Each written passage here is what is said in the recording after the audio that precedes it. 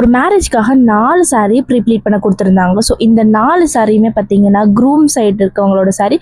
So க்ரூமோட sisters 2 பேரோட saree. ஒரு saree 2மே வந்து ஒரே மாதிரி இருந்துச்சு. மற்ற 2 saree கொஞ்சம் டிஃப்ரெண்டாக இருக்கும். பட் கலர்ஸ் எல்லாமே வந்து க்ரீன் மிக்ஸ்டாகவே தான் வந்துருந்துச்சு. இந்த saree ப்ரீப்ளீட்டிங் ஒரு அர்ஜென்ட் ஆர்டர். பிகாஸ் மார்னிங் நான் வந்து அவங்களுக்கு வந்து டிஸ்பேச் பண்ணணும். பட் வந்து முன்னாடி நாள் வரைக்கும் எனக்கு வந்து ரொட்டீனாக ஸ்டிச்சிங் ஒர்க் இருந்தனால அதை பார்த்துட்டு இருந்தேன்.